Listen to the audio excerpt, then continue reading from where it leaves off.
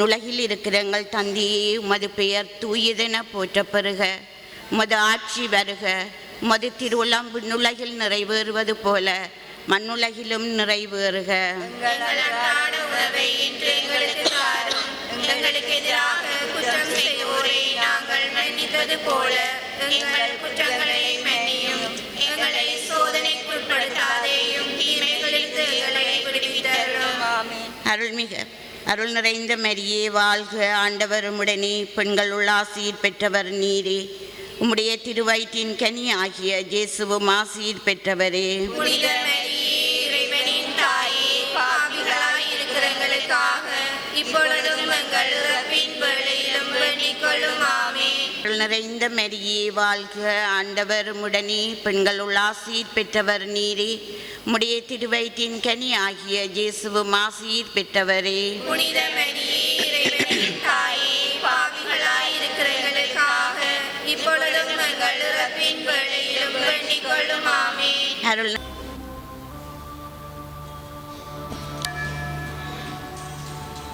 ஆண்டவரே இரக்கமாயிரும்.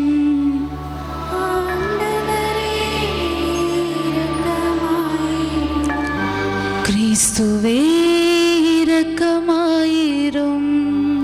கிறிஸ்துவே இரக்கமாயிரும். ஆண்டவரே இரக்கமாயிரும்.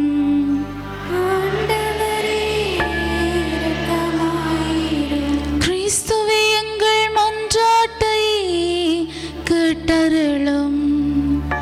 கிறிஸ்துவே எங்கள் மன்றாட்டை நன்றாக கேட்டருளும்.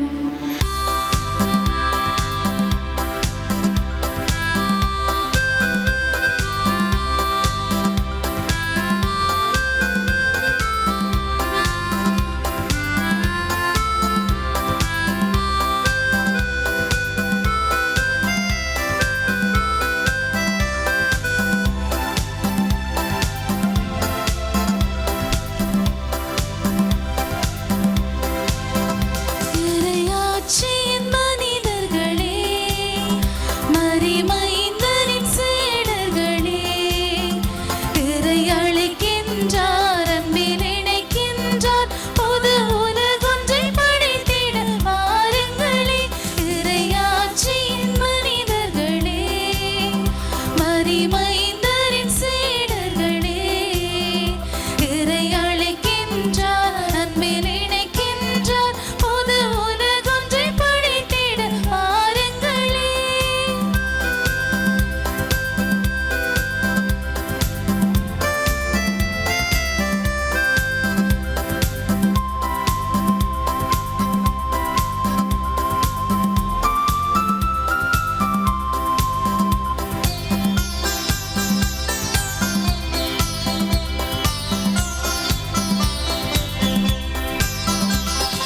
வாழும் இந்த பூமி நலமாகிட வேண்டாமா?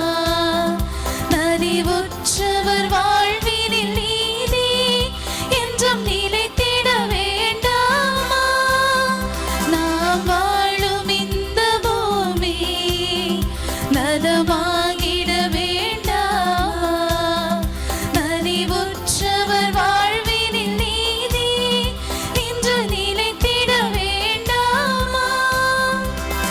இயேசுவே காட்டிய வழியுண்டு, இயங்கிட நமக்கொரு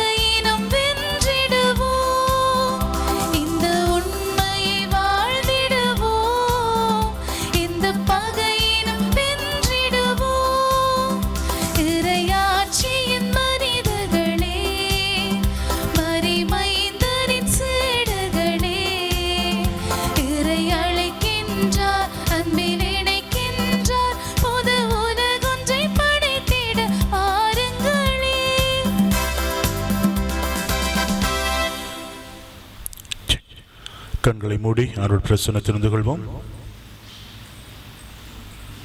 இயேசு ஆண்டவருடைய உன்னதமான கல்வாரி பலியிலே கலந்து கொள்ளப் போகிறோம். வெளிப்பெறாக்குகள் வீணான சிந்தனைகளை விட்டு ஆண்டவருக்குள்ளே சங்கமமாகவும். தந்தை மகன் தூயாவியின் பெயராலே நம் ஆண்டவராகிய இயேசு கிறிஸ்துவின் அருளும் கடவுளின் அன்பும் தூயாவியாரின் நட்புறவும் உங்கள் அனைவரோடும் இருப்பதாக.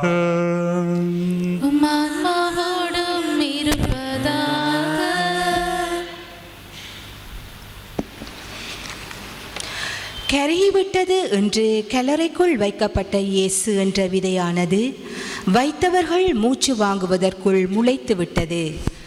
ஏன் நாம் தடம்பதிக்க அழைப்பு விடுக்கும் புனிதத்திற்கான பாதை அவர்தாம். இன்றைய நாளை காணப்பண்ண வைத்த தெய்வத்திற்கு நன்றி கூறுவோம்.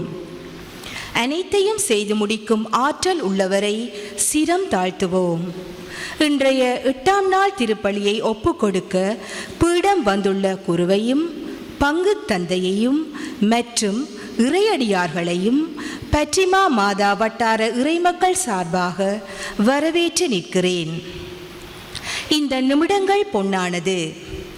தந்தையும் நானும் உறவாடும் அர்த்தமுள்ள நிமிடங்கள். நாம் தியானிக்கும் குடும்பம் புனிதற்கான பாதை தொடர வேண்டும். இறையாட்சியின் முடிவில்லாத பேரின்ப வீட்டில் வசிக்க வழிகாட்டும் இப்பாதை நாம் சொத்தும் உரிமையும் ஆகும். எப்படியும் வாழலாம் என்பது அல்ல, இப்படித்தான் வாழ வேண்டும் என்று சொல்லுவது இயேசுவின் திருச்சட்டம். கொடியேற்ற நாள் தொடங்கி இந்நாள் வரை கேட்டு சுவைத்த மறை உரைகள், ஏன் மறை உண்மைகள் என்றே சொல்லலாம். இவை எமது புனிதத்திற்கான பாதைக்கு புள்ளி போட வைத்திருக்கும். சிலரின் வாழ்வில் அதிகாரமும் ஆடம்பரமும் பணமும் இறைவனின் இடத்தை எடுத்து கொள்கின்றன. இவை ஆன்மீகத்தின் நிலைமையை, நியாயத்தை, உண்மையை மறக்கச் செய்து விடுகிறது. புனித பவுல் அடிகளார் கொலேசியருக்கு எழுதிய திருமடல் கடவுளால் தெரிந்து கொள்ளப்பட்ட மக்களின் பண்புகள் பரிவு, இரக்கம், நல்லெண்ணம், மனத்தாழ்மை, கனிவு, பொறுமை ஆகியன என்பதை சுட்டி காட்டுகின்றார். நற்செய்தியாளர் குறிப்பிடுவது, ஒருவர் மற்றவரிடம் அன்பு செலுத்துங்கள். நீங்கள் ஒருவர் மற்றவருக்கு செலுத்தும் அன்பிலிருந்து நீங்கள் என் சீடர்கள் என்பதை எல்லோருக்கும் தெளிவுபடுத்துகின்றார். எனவே வாழ்வுக்கு வழிகாட்டும் இறைவார்த்தையை தினமும் வாசிப்போம், வாழுவோம். நிலையான வாழ்வில் நிலைத்திருப்பதற்கு அருள் வேண்டி மகிழ்ச்சியுடன் திருப்பலியில் இணைவோம். இறையாசீர் பெறுவோம். இறையேசுவுக்குள் பிரியமுள்ளவர்களே, இன்றைய திருப்பலியை சிறப்பிக்கின்ற புனித பற்றிமா மாதா இறை குடும்பங்கள் ஒவ்வொன்றை நிறைவாக ஆசீர்வதிக்கவும், இந்த குடும்பங்களில் தொழில்துறை முன்னேற்றம் காணவும், பிள்ளைகளின் கல்வி முன்னேற்றம் காணவும், இந்த வட்டாரத்தில் இருக்கின்ற ஒவ்வொரு குடும்பங்களையும் இறைவன் தொடர்ந்து ஆசீர்வதித்தருளும் படிக்கும். ஆண்டவரின் தூய்மையான பீடத்துக்கு அருகாமையில் இருக்கின்ற ஏனைய குடும்பங்களையும் நிறைவாக ஆசீர்வதித்து வழிநடத்தி செல்ல வேண்டும் என்றும் இன்றைய திருப்பலி கருத்துக்களாவன: செல்வம் சரோசா குடும்பம் நன்றியாகவும், சுஜி சரோ குடும்பம் நன்றியாகவும், சுமன் மேரி குடும்பம் நன்றியாகவும், விண்டன் விதுசா குடும்பம் நன்றியாகவும், உதயராஜ் பவலேஸ்வரி குடும்பம் நன்றியாகவும், பிரான்சிஸ் லூர்த்து மேரி குடும்பம் நன்றியாகவும், சுபராஜ் ஜெனட் குடும்பம் நன்றியாகவும், யோன்சன் ஹரிதா குடும்பம் நன்றியாகவும், யூட்ரோட்னி டிலக்சாந்து குடும்பம் நன்றியாகவும், தினேஷ் ஜனனி குடும்பம் நன்றியாகவும், சித்ரா ஜோகதாஸ் குடும்பம் நன்றியாகவும், ஸ்ரீகாந்த் குடும்பம் நன்றியாகவும், நிசாந்த் குடும்பம் நன்றியாகவும், ராஜினி குடும்பம் நன்றியாகவும், மங்களேஸ்வரி குடும்பம் நன்றியாகவும், பாலகிருஷ்ணன் வளர்மதி குடும்பம் நன்றியாகவும், சகாயராசா ரூபினு குடும்பம் நன்றியாகவும், ஹோபிகாசின் 7வது பிறந்த நாள் நன்றியாகவும், சூசைமேரி குடும்பம் நன்றியாகவும், கருணாகரன் குடும்பம் நன்றியாகவும், எரிகா ஜோன்சன் பிறந்த நாள் நன்றியாகவும், ஜோசப் குடும்பம் நன்றியாகவும், ஓர் அடியார் நன்றியாகவும், நிராந்தினி அஜித் குடும்பம் நன்றியாகவும், கோபிநாத் கொஸ்டிகா நன்றியாகவும், டினேஸ்வரன் டலஸ்டிகா நன்றியாகவும், சிந்தியா கஸ்டன்ஜீவா குடும்பம் நன்றியாகவும், நந்தினி குடும்பம் நன்றியாகவும், தெய்வராஜா டிலுக்சன் உடல்நல சுகத்துடன் இருக்க நன்றியாகவும், நந்தசேகர் செபமாலி மேரி குடும்பம் நன்றியாகவும், பிரியமானவர்களே, உங்கள் அனைவரையும் இந்த கல்வாரி பலிக்கு அன்போடு அழைக்கின்றோம். அம்மா மாதாவுக்கு விழா எடுக்க ஆயத்தமாகிக் கொண்டிருக்கும் இந்த நாட்களில் 8வது நவநாளிலே காலடி பதித்திருக்கின்றோம். முதலாவது நவநாள் தொடக்கம் 9வது நவநாள்லையா சொல்லுவாங்க. 9 நவநாட்கள் நாங்கள் ஒரு காரியத்தை குறித்து ஜெபிக்க வேணும்னு சொல்லி, எத்தனை பேர் இந்த 9 நவநாட்களிலும் 3 விண்ணப்பத்தை ஒப்பு கொடுத்து மன்றாடி கொண்டிருக்கிறீங்க? ஒப்பு கொடுங்க, கை உயர்த்தி காட்டுங்க, நல்லா உயர்த்துங்க. யாராவது முதலாவது நவநாள் தொடக்கம், இன்றைக்கு 8வது நவநாள், நாளைக்கு 9வது நவநாள், 3 காரியத்தை ஒப்பு கொடுத்து ஜெபிச்சு கொண்டிருக்கிறார்கள் அல்லது ஒரு காரியத்தை கொடுத்து ஜெபிக்கிறார்கள்? Very good. ஆண்டவருக்கு நன்றி சொல்லுங்க. தொடர்ந்துமாக 9 நவநாள் நாங்கள் ஒப்பு கொடுப்பது, நாங்கள் அந்த 9 நவநாட்களும் 3 விண்ணப்பத்தை அல்லது ஒரு விண்ணப்பத்தை ஒப்பு கொடுத்து நாங்கள் தொடர்ச்சியாக ஜெபிக்கிற போது அம்மா மாதா அந்த விண்ணப்பத்துக்கு செவி சாய்க்க போகிறார். அதுக்காக மற்றவங்களுடைய ஜெபங்களுக்கு செவி சாய்க்க மாட்டேன் நான் சொல்லலை. நீங்கள் தொடர்ச்சியாக ஒரு காரியத்தை கொடுத்து ஜெபிக்கிற போது அம்மா மொழியாக நீங்கள் ஒப்புக் கொடுக்கிற ஜெபங்கள் எடுத்து பார்க்கப்பட இருக்கின்றது. எனவே கண்களை மூடிக்கொள்வோம். இந்த கல்வாரி பலியிலே 3 விண்ணப்பத்தை ஒப்புக் கொடுப்போம். ஒவ்வொரு நாளும் அம்மா மாதாவுடைய இந்த இடத்துக்கு ஓடி வந்து பல விண்ணப்ப ஜெபங்களை ஒப்புக் கொடுத்து கொண்டிருக்கின்றீர்கள். அம்மா மாதா பலருடைய விண்ணப்ப ஜெபங்களுக்கு இன்றும் தன்னுடைய மகனிடத்திலே பரிந்து பேசி ஆசீர்வாதங்களை பெற்றுக் கொடுத்து கொண்டே இருக்கிறார். லோர்து நகரிலே காட்சி கொடுத்த மாதா இன்று உலகின் பல இடங்களிலே தன்னை நிலைப்படுத்தி பல மக்களுக்கு ஆசீர்வாதங்களை பெற்றுக் கொடுக்கிற ஒரு தாயாக இருக்கின்றார். எங்களுடைய லூர்து சிற்றாலயத்துக்கும் இந்த ஆலயத்துக்கும் அந்த எத்தனையோ பேர் இதில் பலர் சாட்சியம் கூறுவீர்கள் அம்மா மாதா வழியாக பெற்றுக்கொண்ட ஆசீர்வாதங்களுக்கு. எனவே இந்த கல்வாரி பலியிலே 3 விண்ணப்பத்தை ஒப்புக் கொடுத்தவர்களாய் இறைவன் தாமை தொடர்ந்தும் அம்மா மாதா வழியாக இந்த விண்ணப்பங்களுக்கு செவி சாய்க்கவும், இன்றைய கல்வாரி பலி நன்றி பலியாகவும் வேண்டுதல் பலியாகவும் ஒப்புக் கொடுக்கிற அடியாருடைய விண்ணப்ப ஜெபங்கள் எடுத்து பார்க்கப்படவும், இறந்த ஆத்துமாக்களுக்கு நித்திலை பாற்றி கிடைக்கவும், உருக்கமாக இந்த கல்வாரி பலியை மன்றாடவும். எனவே நான் நீங்கள் ஒப்புக் கொடுக்கிற இந்த கல்வாரி பலி இறைவனுக்கு ஏற்புடையதாயிருக்க எங்களுக்குள் தடையாயிருக்கிற பாவங்களை நினைத்து பார்த்து மனம் வருந்தி மன்னிப்பு கேட்டு மன்றாடவும். எல்லாம் வல்ல இறைவனிடமும் சகோதர சகோதரிகளே உங்களிடமும் நான் பாவி என்று ஏற்றுக்கொள்கின்றேன். ஏனெனில் சிந்தனையாலும் சொல்லாலும் செயலாலும் கடமையில் தவறியதாலும் பாவங்கள் பல செய்தேன். என் பாவமே, என் பாவமே, என் பெரும் பாவமே. ஆகியால் பொழுதும் கன்னியான தூய மரியாளையும் வானதுதர் புனிதர் அனைவரையும் சகோதர சகோதரிகளே உங்களையும் நம் இறைவனாகிய ஆண்டவரிடம் எனக்காக வேண்டிக் கொள்ள மன்றாடுகின்றேன். எல்லாம் வல்ல இறைவன் நம் மீது இரக்கம் வைத்து நம் பாவங்களை மன்னித்து நம்மை நித்திய வாழ்வுக்கு அழைத்துச் செல்வாராக.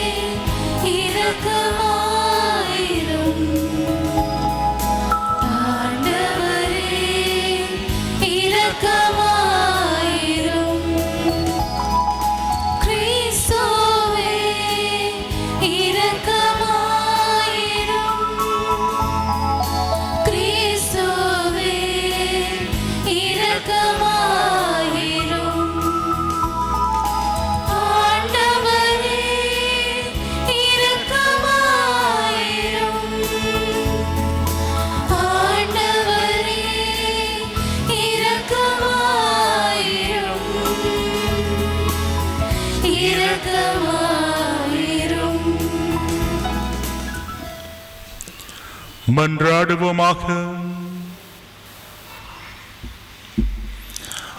ஆண்டவரே இறைவா, அடியார்களாகிய நாங்கள் என்றும் மன உடல் நலம் பெற்று மகிழச் செய்தருளும். என்றும் கன்னியான மாட்சி நிறைந்த புனித லூர்து அன்னையின் பரிந்துரையால் இன்றைய துயரங்கள் என்று விடுதலை பெறவும் நிலையான பேரின்பத்தை துய்த்தினும் எங்களுக்கு அருள்வீராக. உம்மோடு தூயாவின் ஒன்றைப்பில் சர்வேஸ்வரனாய் என்றென்றும் வாழ்ந்து ஆட்சி செய்கின்ற எங்கள் ஆண்டவரும் திருசுதனுமாகிய இயேசு கிறிஸ்து வழியாக உம்மை மன்றாடுகின்றோம்.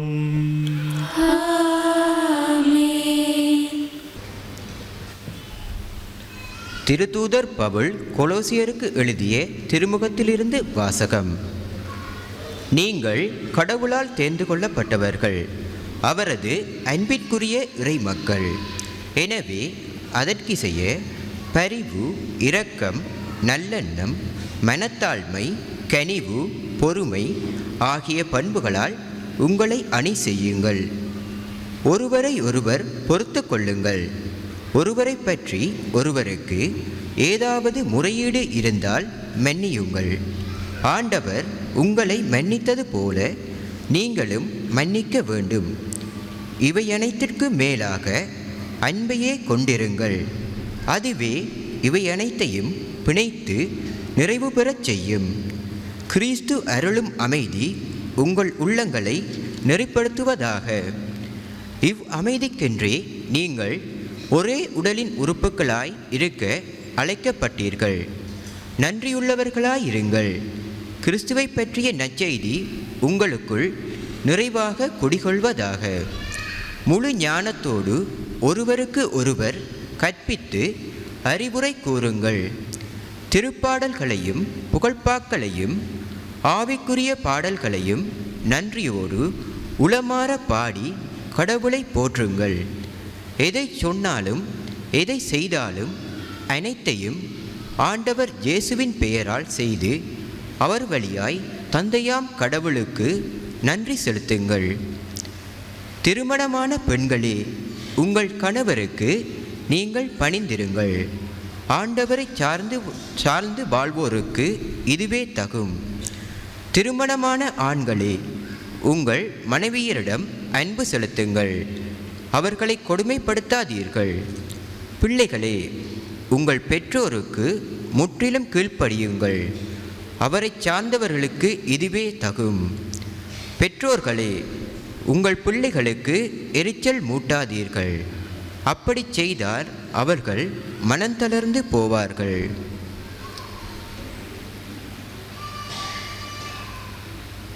இது ஆண்டவர் வழங்கும் அருள்வாக்கு. இறைவனுக்கு நன்றி.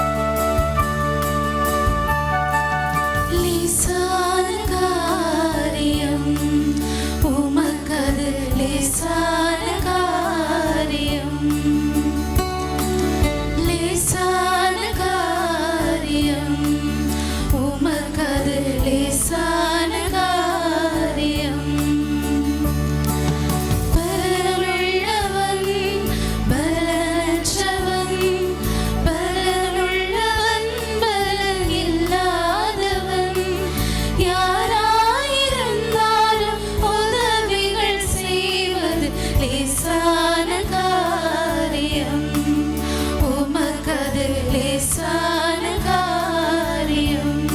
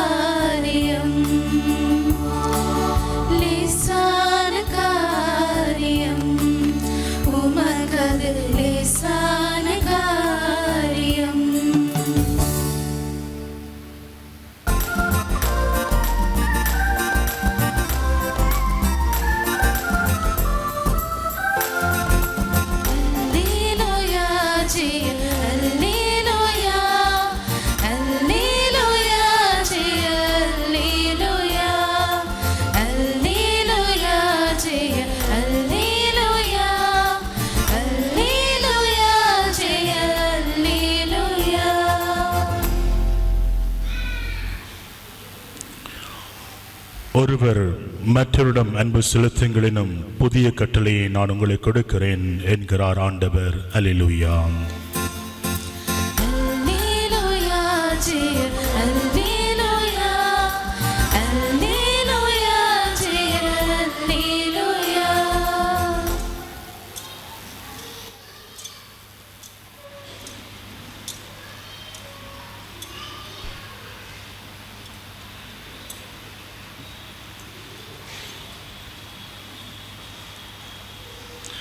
ஆண்டவர் உங்களோடு இருப்பாராக.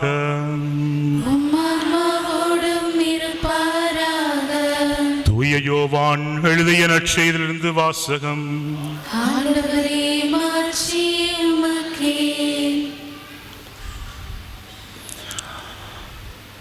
அதிகாரம் 13 திருவசனங்கள் 34 தொடக்கம் 35 ஒருவர் மற்றவரிடம் அன்பு செலுத்துங்களினும் புதிய கட்டளையை நான் உங்களுக்கு கொடுக்கிறேன். நான் உங்களிடம் அன்பு செலுத்தியது போல நீங்களும் ஒருவர் மற்றவரிடம் அன்பு செலுத்துங்கள். நீங்கள் ஒருவர் மற்றவருக்கு செலுத்தும் அன்பிலிருந்து நீங்கள் என் சீடர்கள் என்பதை எல்லாரும் அறிந்து கொள்வார்கள் என்றார் இயேசு. நீங்கள் ஒருவர் மற்றவருக்கு செலுத்தும் அன்பிலிருந்து நீங்கள் என் சீடர்கள் என்பதை எல்லாரும் அறிந்து கொள்வார்கள் என்றார் இயேசு. இது கிறிஸ்து வழங்கும் உயிருள்ள வார்த்தைகள். கிறிஸ்துவே, உமக்கு புகழ். அமர்ந்திருப்போம்.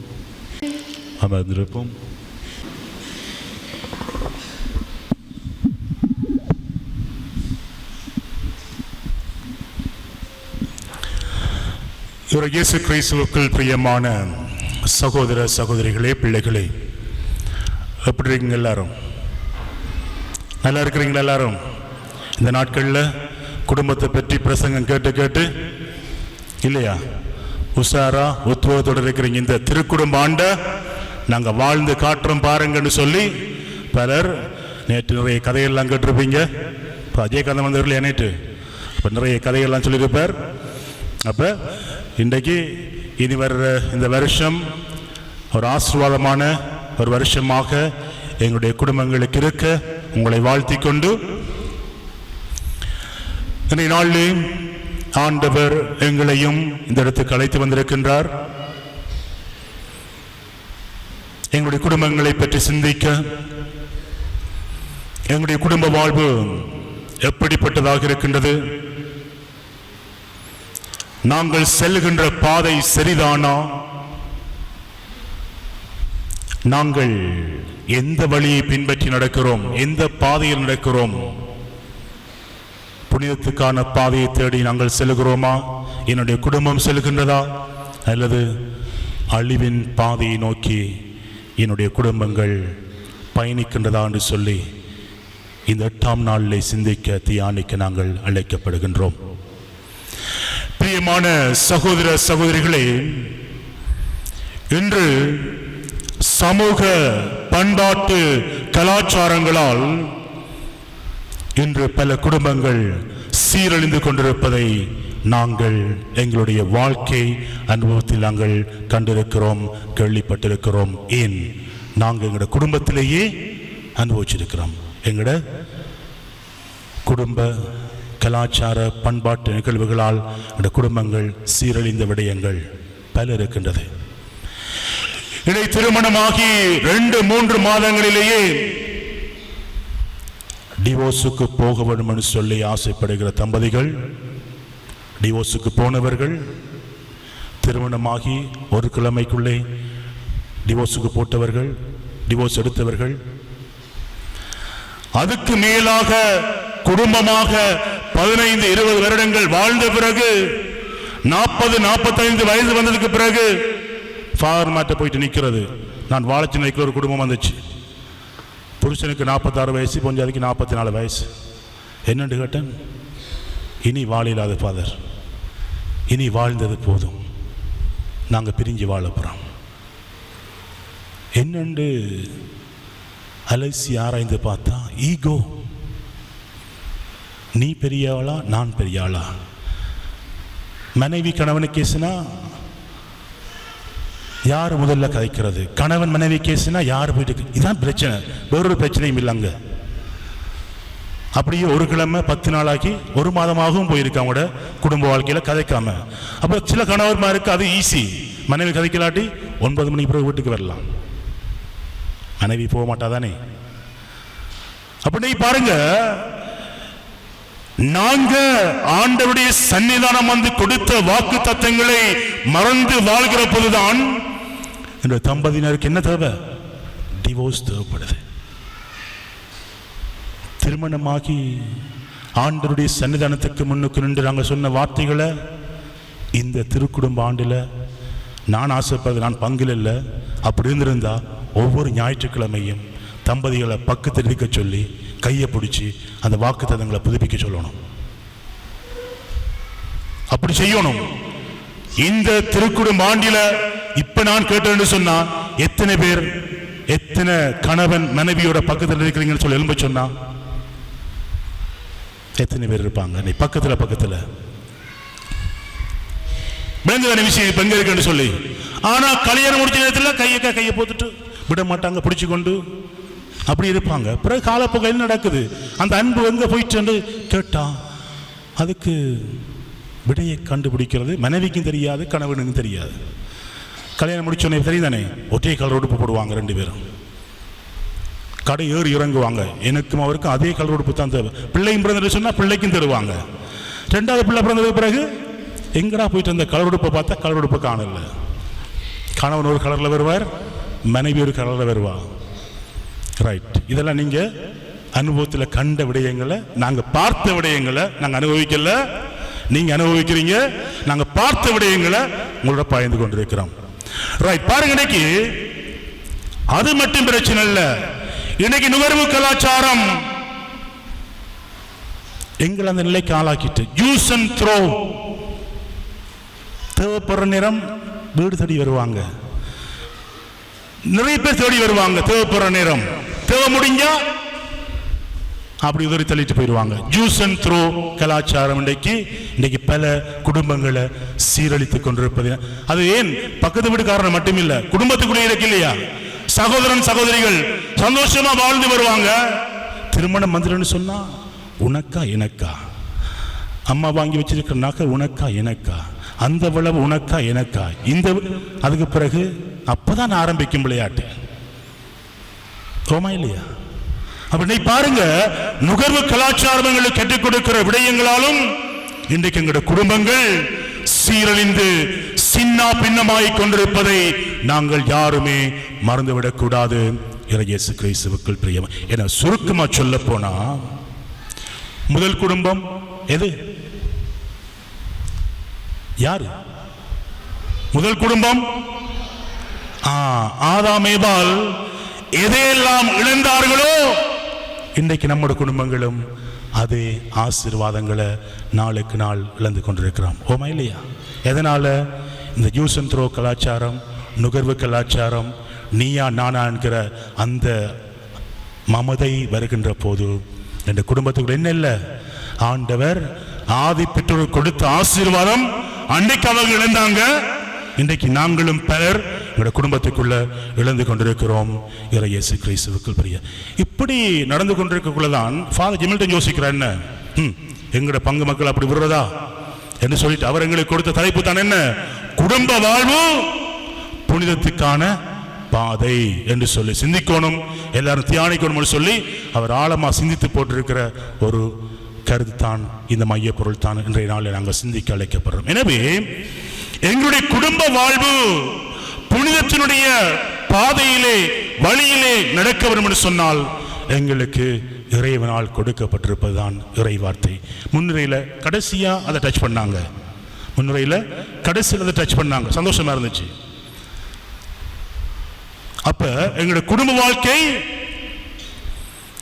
புனிதத்தினுடைய பாதையில செல்ல வேண்டும் என்று சொன்னால் நாங்கள் எதுக்கு முக்கியத்துவம் கொடுக்கணும்? இறை வார்த்தைக்கு.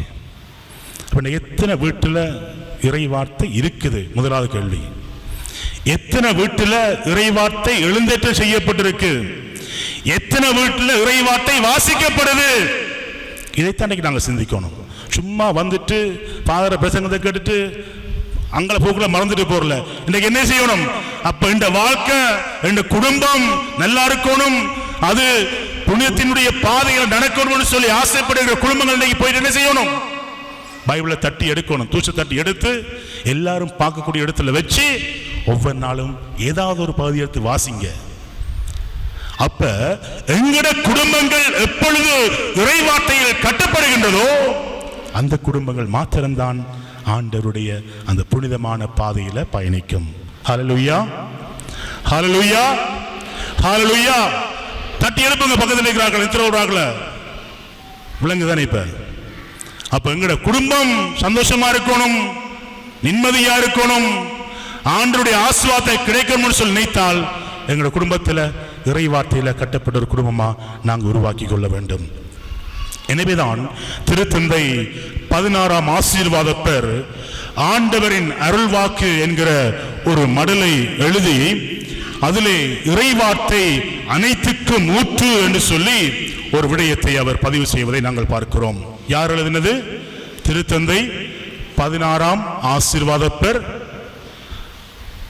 ஆண்டவரின் இறைவார்த்தை சொல்லி ஒரு மடல் எழுதி அதில் அவர் சொல்றார் என்று சொன்னால் அவர் பாயிண்ட் நிறைய கொடுக்கிறார். அதில் முக்கியமானது இறைவார்த்தை குடும்ப வாழ்வுக்கு வழிகாட்டுகின்றது. வடிவா உள்வாங்கிக் கொள்ளுங்க.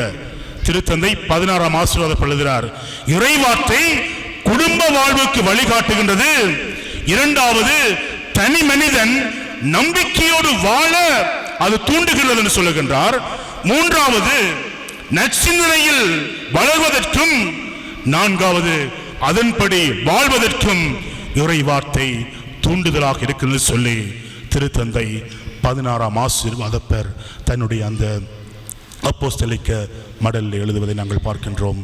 இயேசு கிறிஸ்துவுக்குள் பிரியமானவர்களே, எனவே எங்களுடைய குடும்பம் எப்படி வாழ வேண்டும், எங்களுடைய குடும்பம் எப்படி வாழக்கூடாது என்பதற்கு விவிலியத்தை ஆதாரமாக வைத்து உங்களோடு இந்த சிந்தனையை பகிர்ந்து கொள்ளலாம் நினைக்கிறேன். நான் சொன்ன நிறைய கதை கேட்டிருப்பீங்க, நிறைய விஷயங்களை குறித்து ஃபார்மா சொல்லியிருப்பாங்க.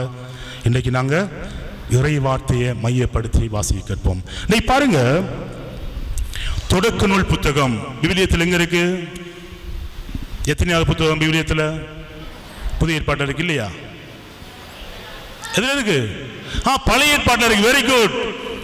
முதலாவது புத்தகம் பழைய ஏற்பாட்டில் தொடக்க நூல் புத்தகம். இன்னைக்கு பாருங்க, தொடக்க நூல் புத்தகத்தை நாங்கள் படித்து பார்த்தோம் என்று சொன்னால் எல்லா வகையான குடும்ப உறவுகளையும், ஏன் மாறுபட்ட மனநிலை கொண்ட மனிதர்களையும் தொடக்க நூல் எங்களுக்கு படம் பிடித்து காட்டுவதை நாங்கள் பார்க்கிறோம். அப்ப நாங்கள் எந்த புத்தகத்தில் அடிப்படையாக வச்சு இன்றைக்கு நாள் சிந்திக்க போறோம்? தொடக்க நூல் புத்தகம்.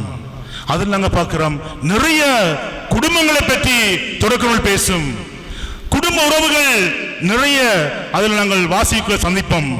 அதே போல மாறுபட்ட மனநிலை கொண்ட பல மனிதர்களையும் நாங்கள் அந்த தொடக்க நூல்ல சந்திக்கக்கூடியதாக இருக்கும். முதலாவது பாருங்க, இறைவனுடைய மாதிரி குடும்பமாக, மாடல் ஃபேமிலியாக உருவாக்கப்பட்டதுதான் எங்கட ஆதி பெற்றோர் ஆதாம் ஏவாள் வாழ்ந்த குடும்பம். அது மாதிரி குடும்பமாக எங்களுக்கு ஆண்டவரால் கொடுக்கப்பட்டது. இன்னைக்கு பாருங்க, அந்த குடும்பத்தை தான் ஆண்டவர் என்ன செய்கிறார்? படைப்பின் சிகரமாக படைத்தார். படைப்பின் சிகரமாக படைத்தார். அந்த குடும்பத்துக்கு நடந்தது உங்களுக்கு தெரியும், நான் சொல்ல தேவையில்லை. தெரியும் தான் நல்லா இருக்கு. நாங்கள் நேசரில் 1ஆம் ஆண்டில் படிச்சு எல்லாருமே படிச்சிருப்போம், ஓமா இல்லையா? அப்ப அந்த குடும்பத்துக்கு நடந்தது தெரியும். எல்லாத்தையும் ஆண்டவர் கொடுக்கிறார். சொல்றார், நன்மை தீமை அறிகிற இந்த மரத்தினுடைய கனியை மட்டும் சாப்பிடாங்கன்னு சொல்லி நம்ம ஆட்களுக்கு சொன்னோன்னு என்னதை சாப்பிட்டாங்க? முதல் போய் டேய், இந்த மனுஷனுக்கு வேலை இல்லை, இதை சாப்பிட்டு பார்ப்போம்னு சொல்லி அப்போ போய் சாப்பிட்டு பார்த்தாங்க, எல்லாம் தரகலாக போச்சு. பிள்ளைகள் கேட்டு பாருங்க, அம்மா அப்பா எதை செய்யக்கூடாதுன்னு சொல்றாங்களோ அதுதான் பிள்ளை செய்து பார்க்கணும்னு ஆசைப்படுது, கோமா இல்லையா? எங்கேருந்து வந்துச்சு இந்த கலாச்சாரம்? அப்பவே ஆரம்பிச்சுட்டு. அப்படியே பாருங்க, இப்படிப்பட்ட ஒரு குடும்பத்தை நாங்க சந்திக்கிறோம். இரண்டாவது நாங்க பார்க்கிறோம், இந்த இறையருளால உருவாக்கப்பட்ட இந்த குடும்ப உறவுல இன்னும் ஒரு ஆள் சந்திக்கப்படுறார். யார் அவர்? நம்பிக்கையின் தந்தையான ஆபிரகாமையும் நாங்கள் தொடக்கணுள்ள சந்திக்கிறோம். அவரும் இந்த குடும்ப உறவுக்குள்ள ஒருவராக நாங்கள் தொடக்கணுள்ள பார்க்கிறோம். அது மட்டுமல்ல, அப்படியே தொடர்ந்து நாங்கள் படிச்சு கொண்டு போறவர்களிலே சகோதர நட்பால் தனக்கு தீங்கு செய்த சகோதரர்களை மன்னித்த யோசேப்பை நாங்கள் இந்த தொடக்க நூலில் சந்திக்கிறோம். இது மட்டுமா? இன்னும் ஆழமாக நாங்கள் படிக்கிற வழியிலே குடும்ப உறவிலே காணப்படக்கூடாத வஞ்சக உள்ளம் கொண்ட நபர்களையும், அது மட்டுமல்ல வன்முறையை ஏற்படுத்துகிற நபர்களையும் நாங்கள் இந்த தொடக்க நூலிலே சந்திப்போம். இயேசு கிறிஸ்துவுக்குள் பிரியமானவர்களே, பாருங்கள், இன்றைக்கு தன் சொந்த சகோதரனை கொன்றளித்த காயினை பற்றி தொடக்க நூலிலே நாங்கள் பார்க்கிறோம். அது மட்டுமல்ல, தனது அடிமையையும் அடிமையுடைய வாரிசையும் நாங்கள் பார்க்கிறோம்.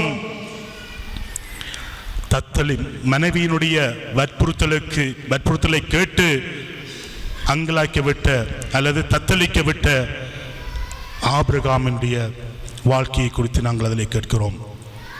அது மட்டுமல்ல, நாங்கள் பார்க்கிறோம் பொறாமையின் தீயில் வேகி தங்களுடைய சொந்த சகோதரனையே விட்ட யாக்கோபினுடைய புதல்வர்களையும் நாங்கள் இந்த தொடக்க நூலை சந்திக்கிறோம். ஆக இந்த தொடக்க நூலை நாங்கள் ஆழமாக படிக்கிற போது அது எதை சொல்ல சொன்னால், இந்த உலகத்தில் நல்ல மனுஷர்களும் இருக்கிறாங்க,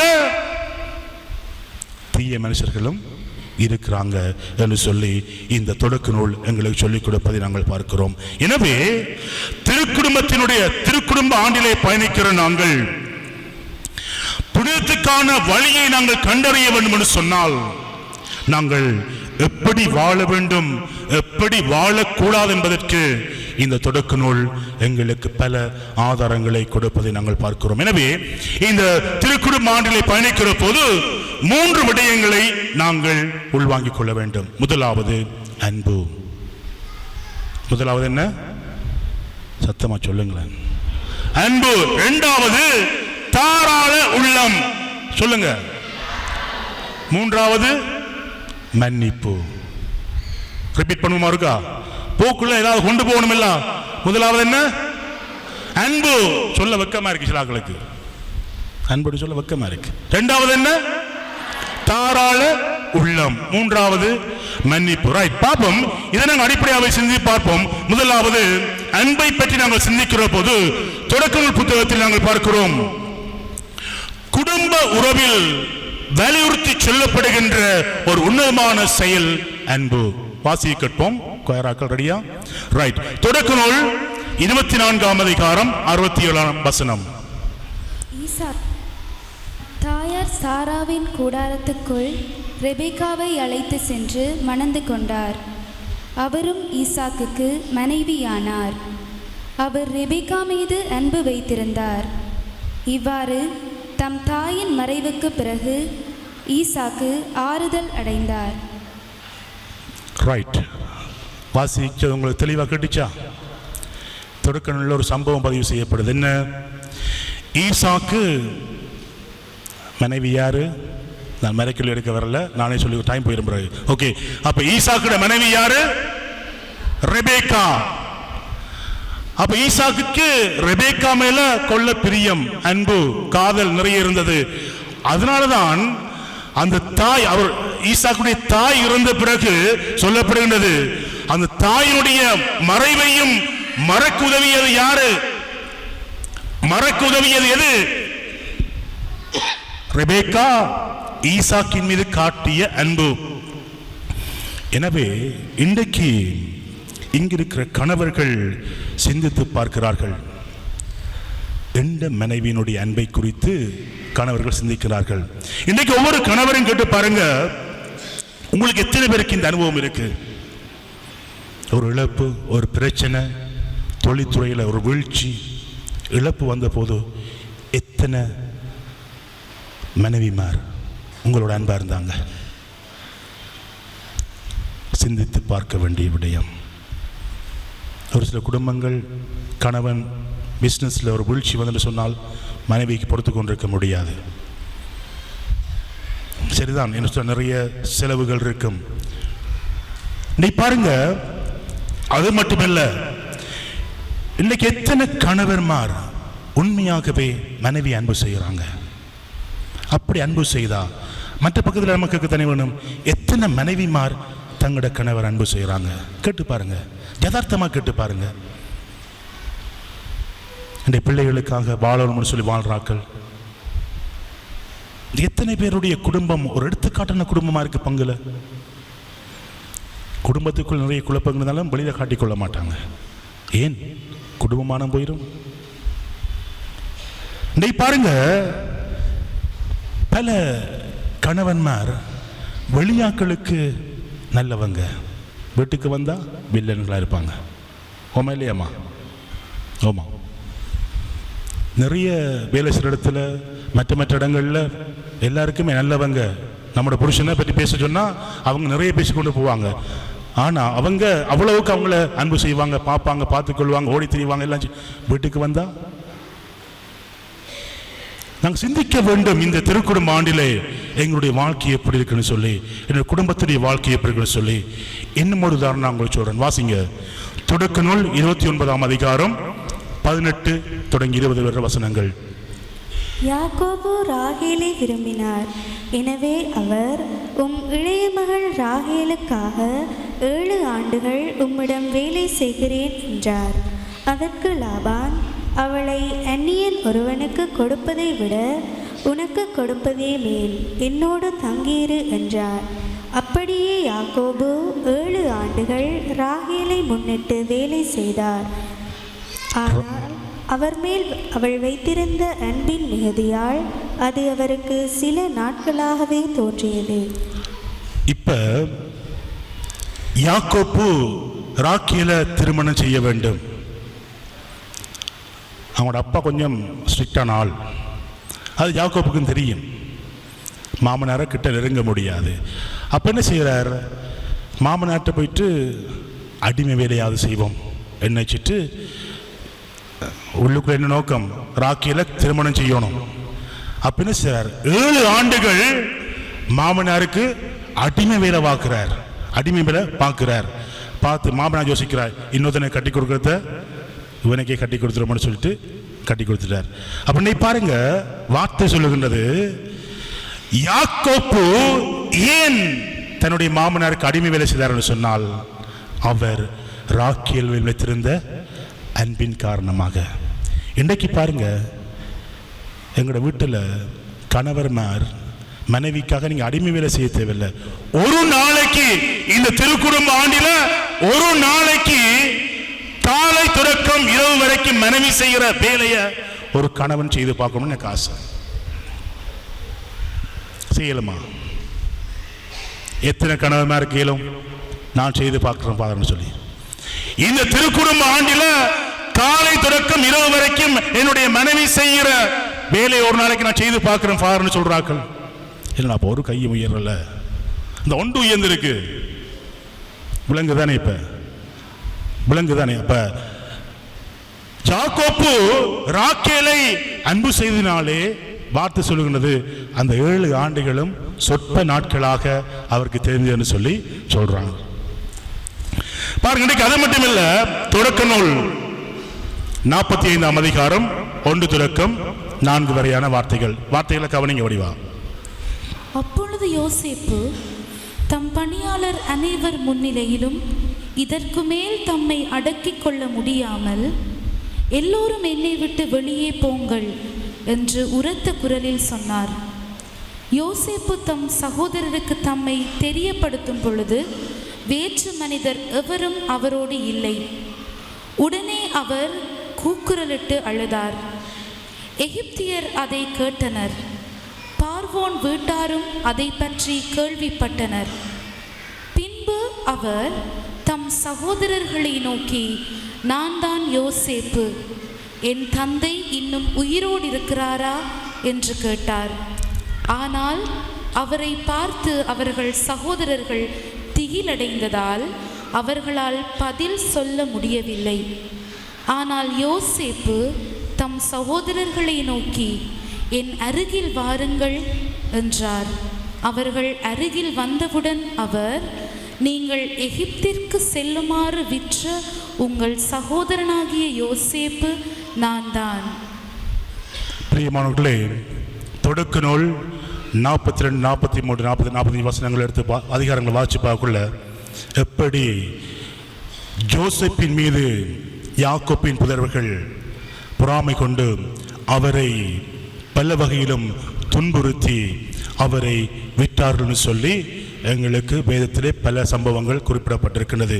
இப்படியாக ஜோசேப்பு அடிமையாக, கைதியாக, அகதியாக அல்லல்பட்டு வேதனைப்பட்டு அவர் இருந்தாலும் தன்னுடைய சகோதரர்களை அவர் கண்டபோது அவர்கள் அவரை தேடி சென்ற போது அவர் என்ன செய்கின்றார்? பின்னைய நாள்களிலே தங்களுடைய சகோதரர்களுக்கு அன்பு காட்டுகின்றார். இதைத்தான் நாங்கள் வாசிக்கட்டும். பாருங்க, இன்னைக்கு மேலே சொல்லப்பட்ட அந்த தனி மனிதர்களுடைய வாழ்வும் குடும்ப வாழ்வும் எங்களுக்கு சுட்டி காட்டுகிற பாடம் என்ன என்று நாங்கள் பார்த்தோம் சொன்னால், வெறுப்பும் பகைமையும் குடும்பத்தை அச்சுறுத்தும் தீய சக்திகள் என்பதை நாங்கள் யாருமே மறந்துவிடக் கூடாது. வெறுப்பும் எங்களுக்குள்ளாயிருக்கிற பகைமைகளும் குடும்பத்தை அச்சுறுத்துகிற தீய சக்திகள் என்பதை நாங்கள் மறந்துவிடக் கூடாது. எனவே இந்த தீய சக்திகளை நாங்கள் வென்றால்தான், இந்த தீய சக்திகளை நாங்கள் உடைத்தறிந்தால்தான் நாங்கள் புனிதத்தின் பாதையிலே நாங்கள் நடக்க முடியும். இயேசு கிறிஸ்துவுக்குள் பிரியமானவர்களே, இரண்டாவது, திருக்குடும்ப ஆண்டில் எங்களுடைய குடும்பங்கள் புனிதத்தை நோக்கி பயணிக்க முதலாவது எப்படி இருக்கணும்? சத்தமா அன்பா இருக்கணும். இரண்டாவது சொன்னோம் என்ன? தாராள உள்ளம் இருக்கணும். மூன்றாவது என்ன? மன்னிப்பு இருக்கணும். அப்ப இரண்டாவது பாருங்க, சொல்லுவார்கள், இலாபம் இல்லாத இடத்தில் வணக்கம் கூட சுணக்கமாகத்தான் வருமாம். கேட்க செவியுள்ளோர் கேட்கட்டும். லாபம் இல்லாத இடத்துல வணக்கம் கூட சுணக்கமாக தான் பெறும். இப்போ கொஞ்சம் பேருக்கு பட்டிருக்கு. ஓமா இல்லையா? நல்லா யோசிச்சு பாருங்க. நம்ம ஒரு தேவை இருந்தா good morning father, good morning, good morning சொன்னாங்க, பக்கத்தில் போவோம். தேவை ஒன்று இல்லைன்னு சொன்னா ஃபாதர் வரான்னு சொன்னா ஜல பக்கத்தில் போவோம். நான் ஜெமில்றேன் சொல்ல, அவர் நீங்கள் சொல்லாடி கூப்பிட்டு கதை பேர், அவர் கூப்பிட்டு குட் மார்னிங் சொல்லிட்டு போவார். ஓமா இல்லையா? இது ஒரு சேயிங் இல்லையா? லாபம் இல்லாத இடத்துல வணக்கம் கூட சுணக்கமாக வரும்ன்றது ஒரு சேயிங், ஒரு சில பழைய சொல்லுவார்கள். அப்படி இன்னைக்கு பாருங்க, தொடக்க உள்ள கணக்கு வழக்கு இல்லாத தாராள உள்ளம் கொண்ட பல நபர்களை நாங்கள் சந்திக்கின்றோம். தொடக்க நூல் 13ஆம் அதிகாரத்தில் நாங்கள் பார்க்கிறோம், ஆபிரகாமின் வேலையாட்களுக்கும் லோத்தினுடைய வேலையாட்களுக்கும் இடையே ஒரு பிரச்சனை வருது. அப்ப ஆபிரகாம் லோத்துக்குள்ள ஒரு உறவு விரிசல் வந்துடும் என்று நினைத்து ஆபிரகாம் இந்த சிக்கலை தாராள மனத்தோட அவர் தீர்த்து வைக்கிறார். வாசி கற்போம். தொடக்க நூல் 13ஆம் அதிகாரம் 9-10. நான் எகிப்தில் அடைந்துள்ள சிறப்பு அனைத்தையும் நீங்கள் இங்கு கண்ட யாவற்றையும் என் தந்தைக்கு தெரிவியுங்கள். விரைந்து போய். தொடக்க நூல் 13ஆம் அதிகாரம் 9-10. நாடு முழுவதும் உன் கண்முன் இருக்கிறது அல்லவா? என்னிடமிருந்து பிரிந்து செல்லும்படி கேட்டுக்கொள்கிறேன். நீ இடப்பக்கம் சென்றால் நான் வலப்பக்கம் செல்வேன், நீ வலப்பக்கம் சென்றால் நான் இடப்பக்கம் செல்வேன் என்றார். லோத்து கண்களை உயர்த்தி எங்கும் நீர்வளம் சிறந்திருந்த யோர்தானின் சுற்றுப்பகுதியை கண்டார். சோகார் வரை அப்பகுதி ஆண்டவரது தோட்டம் போலும் எகிப்து நாட்டை போலும் இருந்தது. சோதோம் கொமோராவை ஆண்டவர் அழிப்பதற்கு முன் அது அவ்வாறு இருந்தது. நீ பாருங்க, ஆபிரகாமுடைய தாராள உள்ளம் எங்களுக்கு விளங்குதா இல்லையா? தன்னுடைய சகோதரனுக்கு இடையில லோத்தோட தனக்கு ஒரு குழப்பம் வந்துடக்கூடாது, உறவு விரிசல் வந்துடக்கூடாதுன்னு சொல்லிட்டு லோத்தை கூப்பிடிச்சு, உடஞ்சி வா, சுத்தி பாரு, உனக்கு எந்த பகுதி வளமான பகுதியை நினைக்கிறியோ அதை நீ எடுத்துட்டு போ, ஒரு பிரச்சனையும் இல்லை. அப்போ இன்றைக்கு நான் ஆரம்பத்தில் சொன்னேன், இன்றைக்கு எங்களோட குடும்ப உறவுக்குள்ள வர பிரச்சனைகளுக்கு என்ன காரணம்? சொத்து பிரச்சனை இல்லையா, வளவு பிரச்சனை, பண பிரச்சனை, அந்த பிரச்சனை, எல்லாத்துக்கும் இப்படி ஒரு பிரச்சனை.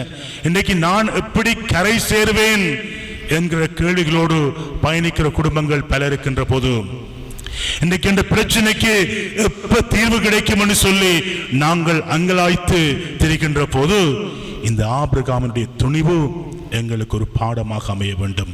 ஆபிரகாமுடைய தாராள உள்ளம் எங்களுக்கு ஒரு பாடமாக இருக்க வேண்டும். ஆபிரகாம் தூக்கி கொடுக்கிற போது அவர் சும்மா கொடுக்கல, ஆண்டவர் பார்த்துக் கொள்வார். யாவே ஈரே, ஆண்டவர் பார்த்துக் கொள்வார். அந்த ஆண்டவர் மேல் வைத்திருந்த நம்பிக்கை நிமித்தம் தான் ஆபிரகாம் லோத்ரு சொல்றான், உனக்கு எந்த பகுதி நல்லது நினைக்கிறையோ நீ சுத்திப்பாரு, எது வளமான நினைக்கிறையோ எடுத்துட்டு போன்னு சொல்லி கொடுக்கிறார். பிரியமானவர்களே, இன்றைக்கு நாங்கள் சிந்தித்து பார்க்க வேண்டும். இன்றைக்கு திருக்குடும்பமாக வாழ அழைக்கப்பட்ட எங்களுக்குள்ள இந்த தாராள உள்ளம் இருக்குதா? கொடுக்க என்ற கை நீளுதா? வாங்குறதுக்கு என்ற கை நீளுதா? Personal reflection. உங்களை நீங்க கேட்டு பார்க்க வேண்டிய கேள்வி. மற்ற யாருக்குமே பதில் சொல்ல வேண்டிய அவசியம் இல்லை. வாங்குறதுக்கு கை நீளுதா? கொடுப்பதற்கு நிறைய கை நீளுதான்னு சொல்லி கேட்டு பாருங்க. இன்றைக்கு பாருங்க, எங்கள் மத்தியில் எத்தனையோ ஏழை எளியவர்கள், கஷ்டப்பட்டவர்கள், விதவைகள் இருக்கின்றார்கள். அப்படி இருக்கின்ற போது அவர்கள் பால் என்னுடைய குடும்பத்தினுடைய பார்வை எப்படி இருக்கு? இன்னைக்கு ஒரு பிள்ளை, கஷ்டப்பட்ட குடும்பத்தில் இருக்கிற பிள்ளை படிக்கணும், யூனிவர்சிட்டி போகணும்னு சொல்லி ஆசைப்படுது. எங்கள்கிட்ட நிறைவா இருக்கு, ஆனா கொடுக்க தாராள மனம் இல்லையே. எத்தனை பேர் இன்னைக்கு கஷ்டப்பட்ட குடும்பத்தில் இருக்கிற பிள்ளைகளை படிப்பிக்கிறீங்க? அட்லீஸ்ட் ஒரு டியூஷனுக்கு காசு கொடுக்க முடிஞ்சாக்கள் எத்தனை பேர்? நிறைய பேர் செய்வீங்க நிச்சயமா.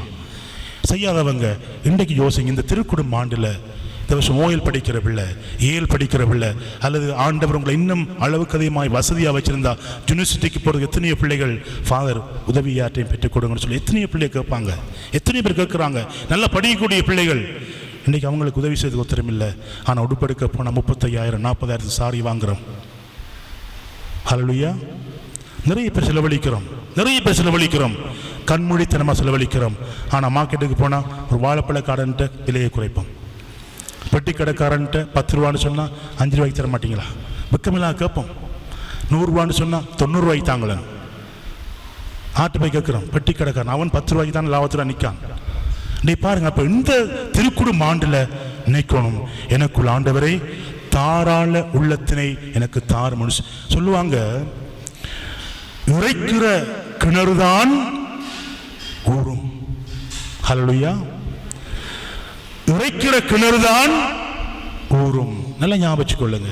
இதுகள் உங்களுக்குள்ள இந்த வருஷம் சிந்திக்க தர்ற பாயிண்ட்ஸ்கள் தான். இறைக்கிற கிணறுதான் ஊறும். நீ பாருங்க, நாங்க எப்ப கொடுக்க ஆரம்பிக்கிறோமோ கடவுள் அமுக்கி குலுக்கி சரிந்து நம்ம மடியில போடுவார்.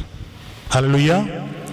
எப்ப கொடுக்க ஆரம்பிக்கிறீங்களோ, இந்த வருஷம் கொடுத்து பாருங்க, இந்த இயரை நாங்க முடிக்கிற போது பல மாற்றங்களை நீங்க உங்களோட வாழ்க்கையில பார்க்கலாம். எனவே இது இரண்டாவது. முதலாவது அன்பு, இரண்டாவது தாராள உள்ள, மூன்றாவது என்ன சொன்னோம்? மன்னிப்பு. புண்ணியத்தினுடைய பாதையில் நடக்க எங்களுக்கு தேவையானது மன்னிப்பு. இன்னைக்கு பாருங்க, கடவுள் விரும்பி குடிகொள்கிற இடங்கள் 2 இருக்கு. எங்கங்க? கடவுள் விரும்பி குடிகொள்கிற இடங்கள் 2 இருக்கு. ஒன்று நல்ல மனசு, இரண்டாவது மன்னிக்கும் உள்ளம். உள்ளங்குதானே? கடவுள் எங்கெங்க விரும்பி இருப்பாராம்? சும்மா எல்லாரும் உள்ளத்திலையும் வந்திருக்க மாட்டார். அது பொய்க்கதை. ஓமா இல்லையா? சும்மா வட்டி கதை மகாய் கூடாதுல இருந்து இல்லையா? எல்லாரும் உள்ளத்திலையும் கடவுள் இருப்பாரோ? கஷ்டம். அவர் குடியிருக்கிற 2 இடம். ஒன்று நல்ல உள்ளம், இரண்டாவது மன்னிக்கும் உள்ளம். இதை பாருங்க, மன்னிப்பது தெய்வீக குணம் என்றதால்தான் இன்றைக்கு பலருக்கு மன்னிக்க முடியாம இருக்கு. ஏன்? நான் தெய்வ குணத்துல வாழக்கூடாதே? ஹல்லேலூயா. இன்றைக்கு நிறைய பேருக்கு மன்னிக்க விருப்பம் இல்லை. உங்களோட சகோதரன் சகோதரிய, பெற்றோர் பிள்ளைகளை நிறைய பேர் மன்னிக்காம வாழ்ந்து கொண்டிருக்கிறீங்க. என்ன காரணம் சொன்னா, உங்களுக்குள்ள தெய்வீக குணம் வர உங்களுக்கு விருப்பம் இல்லை. அதான் காரணம். அப்ப மன்னிப்பது தெய்வீக குணம் சொன்னால் நாம் எதுக்கு போடி போடணும்? எப்படா ஒரு ஆளை மன்னித்து ஏற்றுக்கொள்ளணும் சொல்லி எனக்குள்ள அந்த மனப்பான்மை வரணும். கணவன் மனைவியை மன்னிக்க காத்து கொண்டிருக்கணும். மனைவி கணவனை மன்னிக்க சந்தர்ப்பத்தை பார்த்து கொண்டிருக்கணும். அப்படி இருந்தால் தான் எங்களோட வாழ்க்கை சந்தோஷமா இருக்கும். தொடக்க நூல் 27 தொடங்கி வசனங்களை நாங்கள் பார்க்கிறோம். விசதமா தொடக்க நூல் 32 மன்னிப்பின் மாண்பை குறித்து எங்களோடு பேசுவதை நாங்கள் பார்க்கிறோம். பாருங்க, இன்னைக்கு இந்த தொடக்க நூல் 32 நாங்கள் பார்க்கிறோம்,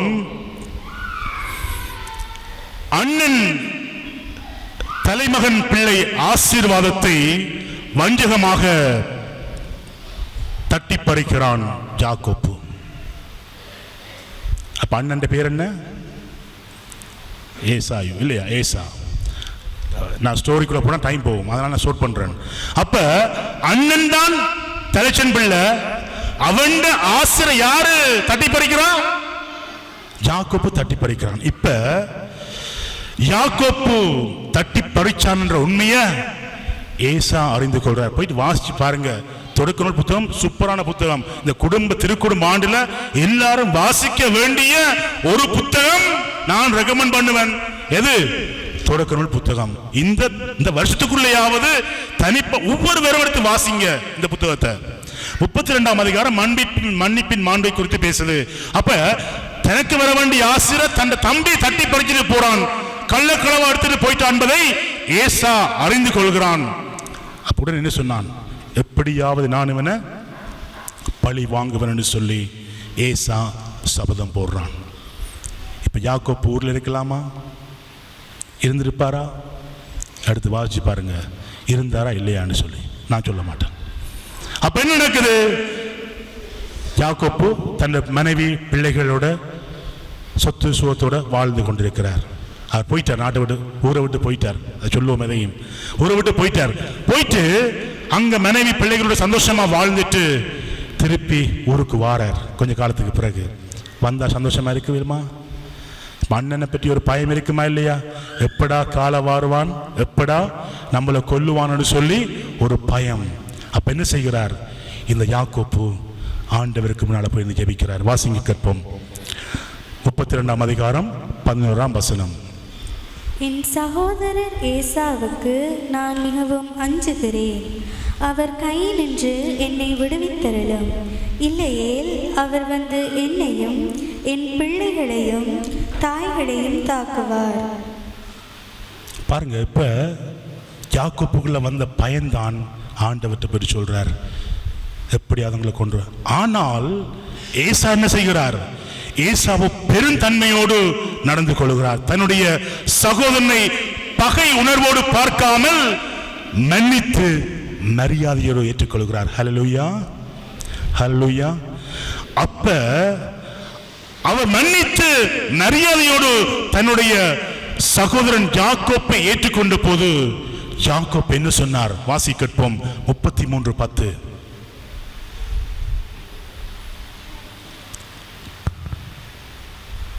யாக்கோபு, இல்லை, உமது பார்வையில் எனக்கு தயை கிடைத்திருப்பது உண்மையானால் நான் தரும் அன்பளிப்பை ஏற்றுக்கொள்ளும். உமது முகத்தை காண்பது கடவுளின் முகத்தை காண்பது போல் இருக்கிறது. நீர் எனக்கு கனிவு காட்டியுள்ளீர். பார்த்தீங்களா? அப்ப பயந்து நடுங்கி போய் அஞ்சி வந்த யாக்கோப்பு கடவுள் முன் மண்டியிட்டு ஜெபித்த போது ஏசா தன்னுடைய மனதை மாற்றிக்கொள்கிறார். பகையினரோடு பார்க்காமல் மன்னித்து அவர் ஏற்றுக்கொள்கிறார். அப்படி ஏற்றுக்கொடுத்து பார்த்த யாக்கோப்பு என்ன சொல்றார்? உன் முகத்தை பார்ப்பது கடவுள்ற முகத்தை பார்க்கிறது போல என்று சொல்லி யாக்கோப்பு ஃபீல் பண்ண தொடங்குகிறார். அதுதான் வார்த்தை எங்களுக்கு பதிவு செய்கிறது. பாருங்க, அப்ப மன்னிக்கு முகம் கடவுளின் முகத்தை பிரதிபலிக்கிறது. இன்றைக்கு நாங்கள் மன்னிச்சோம்னு சொன்னால் இந்த முகத்துல யார் இருக்கிறா? இந்த முகத்துல யார் தெரியணும்? கடவுள் தெரியணும். இன்றைக்கு பாருங்க, நாங்கள் எங்கள பலர் இன்றைக்கு செத்து போனாலுமே போவோமே தவிர நான் இந்த குடும்பத்தோட உறவு கொள்ள மாட்டேன், என்ற சகோதரியோட உறவு கொள்ள மாட்டேன், என்ற பெற்றோரை பார்க்க மாட்டேன்னு சொல்லி வாழ்றத்தின பிள்ளைகள் நம்முடைய சமூகத்தில் குடும்பத்துக்குள்ள இருக்கு. கிட்டல் ஒரு வாழைச்சினை பொண்ணான், வாழைச்சினை பொன்னிறம். ஒரு குடும்பத்தில் நடந்த சம்பவம். ஒரு அம்மா வருத்தமாக இருக்கிறா. ஏதோ நடந்த ஒரு பிரச்சனையால் பிள்ளை அம்மாவை பார்க்க வரமாட்டேன்னு சொல்லிட்டு இருக்கு. அம்மா சாகுந்தரவில் இருக்கிறா. படித்து 3 பிள்ளைகளை மாளாக்கி விட்ட அம்மா அப்பா.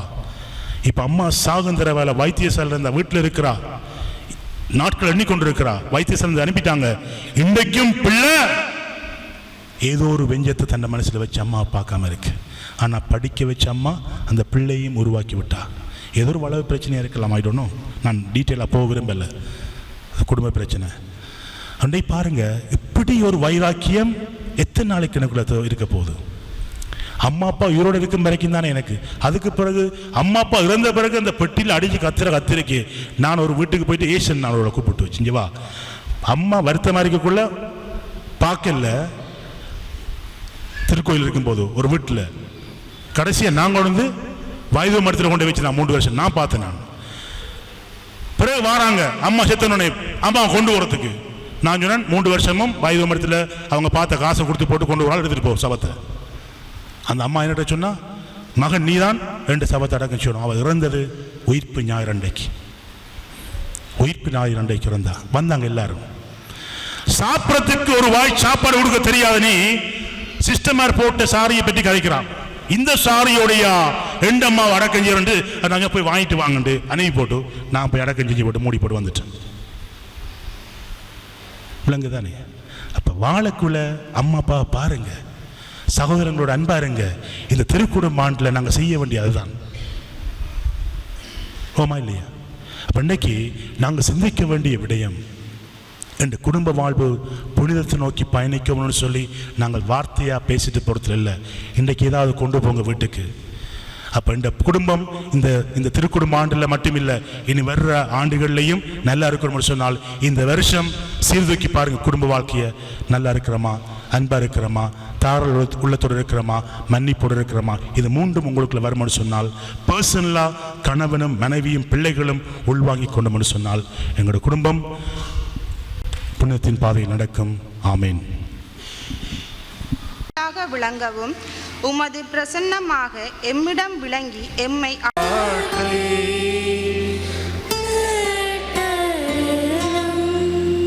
அமைதியின் வடிவமே இறைவா, இன்றைய திருப்பலியை நிறைவேற்றும் அருட்தந்தையையும் மற்றும் பங்கு தந்தையும் பாதம் தருகின்றோம். இவர்களை உமது திரு அவையின் பணிவாழ்வில் நிலைத்திருக்கச் செய்து அவர்களுக்கு தேவையான ஆன்மீக வரங்களை கொடுத்தருள வேண்டுமென்று இறைவா உம்மை மன்றாடுகின்றோம்.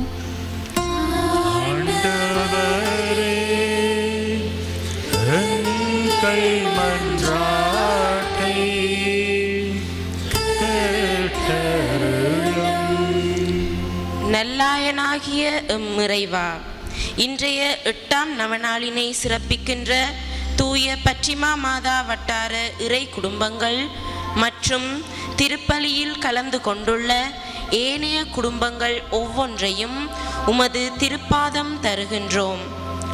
அவர்கள் ஒவ்வொருவரும் ஒரு குட்டி தேவையாக விளங்குவதோடு குறைவில் நிறைவு கண்டு உள்ளதை கொண்டு மகிழ்ச்சியுடன் வாழ்வதன் வழியாக திருக்குடும்பத்தை போல புனித வாழ்வுதனில் பங்கு கொள்வதற்கு தேவையான அருள் வரங்களை பொழிந்தருள வேண்டுமென்று அன்னையின் பரிந்துரை வழியாக இறைவா உம்மை மன்றாடுகின்றோம்.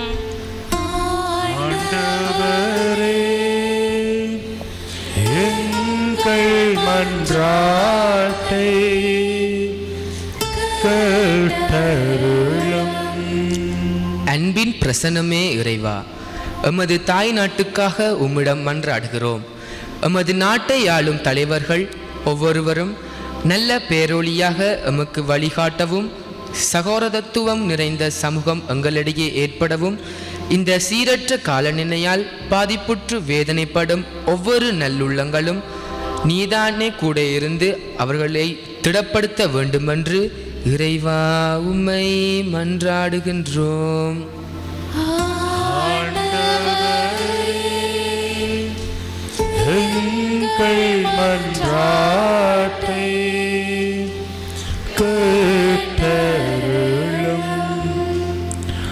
ஒரு விசை கண்களை மூடியவர்களாக எங்களுடைய தனிப்பட்ட சுபங்களை ஒப்புக் கொடுப்போம்.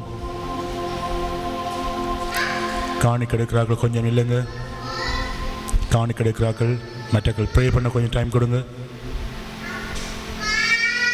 பலதரப்பட்ட விண்ணப்பங்கள் ஜெபங்களோடு ஆண்டவருடைய சன்னிதானம் ஓடி வந்திருக்கிறோம். ஆண்டவர் என்னுடைய குடும்பத்தை காத்துக்கொள்வார், பாதுகாப்பார், ஆசீர்வதிப்பார் நம்பிக்கையோடு லூர்து அன்னை வழியாக ஜெபங்களை ஒப்புக் கொடுக்க ஆண்டவருடைய சன்னிதானம் ஓடி வந்திருக்கிறோம். உலகம் முடியும் வரை என்னால் உங்களோடு இருப்பேன் என்று சொல்லி வாக்குறுதி கொடுத்த ஆண்டவர் இந்த நிமிஷம் வரைக்கும் என்னோடும் என்னுடைய குடும்பத்தோடு இருந்து எங்களை ஆசீர்வதித்து வழிநடத்திக் கொண்டிருக்கிறாரே, நன்றி சொல்லுவோம். குடும்ப வாழ்க்கையில் எத்தனையோ போராட்டங்கள், எத்தனையோ பிரச்சனைகள், எத்தனையோ இழப்புகள், உடல் வாதைகள் சொல்லி பலவற்றை நாங்கள் தாண்டிக் கொண்டு ஆண்டவருடைய சன்னிதானம் ஓடி வந்திருக்கிறோம். ஒப்புக் கொடுங்க. ஆண்டவர் உடைய வாழ்க்கையிலே செய்ய வேண்டும் சொல்லி ஆசைப்படுகிற 3 காரியத்தை ஒப்புக் கொடுங்கள். ஆண்டவர் உடைய தேவைகளை சந்திக்கிற ஆண்டவராக இருக்கிறார். உங்களை அவர் ஆசீர்வதிக்கப் போகிறார். நீங்கள் ஜெபிப்பதற்கும் கேட்பதற்கும் மேலான ஆசீர்வாதங்களை கொடுக்கிறவர் உங்களோடு வாசம் பண்ணி கொண்டிருக்கிறார். அவர் உங்களிடம் எதிர்பார்ப்பதெல்லாம் ஒருவரை ஒருவர் நீங்கள் அன்பு செய்ய வேண்டும், தாராள உள்ளம் கொண்டு வாழ வேண்டும், ஒருவரை ஒருவர் மன்னித்து குறை நுழைகளோடு ஏற்றுக்கொள்ள வேண்டும் என்பதை மட்டுமே ஆண்டவர் உங்களிடம் எதிர்பார்க்கின்றார். ஒப்புக் கொடுங்க. ஒவ்வொரு மனைவியும் உடைய கணவனை பேர் சொல்லி ஒப்புக் கொடுங்க. ஒவ்வொரு கணவனும் உடைய மனைவியினுடைய பேரை சொல்லி ஒப்புக் கொடுங்க. ஒவ்வொரு பிள்ளைகளும் உடைய பெற்றோருக்காக சுபியுங்க. ஒவ்வொரு பெற்றோரும் உடைய பிள்ளைகளுடைய பேரை சொல்லி ஒப்புக் கொடுங்க. இறைவன் கொடுத்திருக்கிற மாபெரும் கொடை எங்களுடைய பெற்றோர் பிள்ளைகள். ஒப்புக் கொடுங்க. ஆண்டவரே, என்னுடைய பெற்றோரை ஆசீர்வதின்னு சொல்லுங்க. ஒவ்வொரு பெற்றோருடைய பிள்ளைகளை ஆசீர்வதின்னு சொல்லுங்க. ஆண்டவர் சித்தம் கொள்கிற காரியத்தை எந்த மனுஷனாலும் உடைக்க முடியாது. எந்த மனித சக்தியாலும் அதை சீரழிக்க முடியாது. ஆண்டவர் எங்கள் ஒவ்வொருவரையும் அன்பு செய்கிற தெய்வமாக இருக்கிறார். ஒப்புக் கொடுங்க. குடும்ப வாழ்க்கையை நாங்கள் சீர்தூக்கி பார்ப்போம். என்னுடைய குடும்பத்தினுடைய நிம்மதி ஏதால் கெட்டு போகின்றது. பர்சனலாக என்னுடைய வாழ்வினாலே, என்னுடைய நடவடிக்கையினாலே, என்னுடைய வாயினாலே என்னுடைய குடும்பத்தினுடைய சந்தோஷம் மகிழ்ச்சி இல்லாமல் ஆக்கப்படுதுன்னு சொன்னால் நாவடக்கத்துக்காக கேளுங்க. நாவடக்கம் தேவைன்னு சொல்லி ஆண்டவர்கிட்ட ஜெபியுங்க.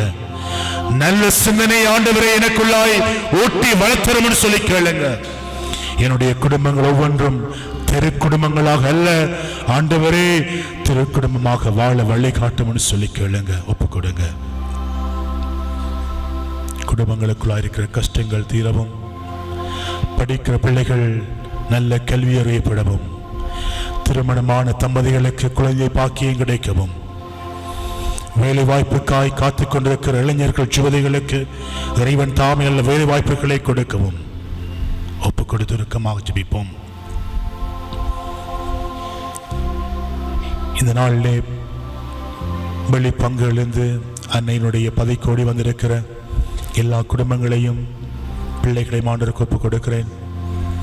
அம்மா மாதா வைத்திருக்கிற நம்பிக்கை நிமித்தம் இறைவன் உங்களை ஆசீர்வதிப்பாராக, உங்களுடைய பிள்ளைகளை ஆசீர்வதிப்பாராக. தொடர்ந்துமா இந்த இடத்துக்கு வந்திருக்கிற பிற சமயத்தவர்களையும் ஆண்டவருக்கு ஒப்புக் கொடுத்து மன்றாடுவோம். அவர்களையும் இறைவன் தாமே பொறுப்பெடுக்கவும், நாளுக்கு நாள் அம்மா மாதா வழியாக, லூர்து அன்னை வழியாக அற்புதங்கள் மக்களுடைய வாழ்க்கையிலே நடைபெறவும், அம்மா மாதா தாமே தன்னுடைய திருக்குமாரத்திலே எங்களுக்காக பரிந்து பேசி ஜெபங்களுக்கு விடுதலை கொடுக்கவும் விடை கொடுக்கவும் வரம் கேட்டு மன்றாடுவோம். இந்த பங்கை வழிநடத்துகிற அருட்தந்தை ஜிமில்டனுக்காகவும், உதவிக்கு நீட்டிக் கொண்டிருக்கிற அருட்சகோதரிகள் மற்றும் பங்கு பேரவை உறுப்பினர்களுக்காகவும், பக்தி சபை உறுப்பினர்களுக்காகவும் உருக்கமாக மன்றாடுவோம். இந்த பங்கினுடைய வளர்ச்சிக்காக தங்களை அர்ப்பணித்து செயல்படுகிற ஒவ்வொரு தனிப்பட்ட நபர்களையும், ஒவ்வொரு தனிப்பட்ட குடும்பங்களையும் இறைவன் நிறைவாக ஆசீர்வதித்து இன்றைய நாளிலே தங்களுடைய நன்றியாக திருப்பலி ஒப்புக் கொடுக்கிறவர்கள், தங்களுடைய வேண்டுதல் பலியாக ஒப்புக் கொடுக்கிறவர்கள் எல்லோருடைய விண்ணப்ப சுபங்களையும் இறைவன் எடுத்து பார்த்து ஆஸ்வதிக்க வேண்டும் சொல்லி ஒப்புக் கொடுப்போம். அன்பின் ஆண்டவரே, இந்த பரிசுத்தமான வேளையிலே உம்முடைய பிள்ளைகளாகி நாங்கள் நம்பிக்கையோடும் விசுவாசத்துடன் கேட்ட எல்லா விதமான விண்ணப்ப சுபங்களையும் எடுத்து பார்த்து ஆசீர்வதிக்கிற ஆண்டவராய் இந்த வழி நடத்தும். இவற்றையெல்லாம் எங்கள் ஆண்டவரும் உம் திருச்சுதனமாகிய இயேசு கிறிஸ்துவின் இனிய நாமத்திலே சுபம் கேட்டு நல்ல தகப்பனே. ஆமேன், ஆமேன்.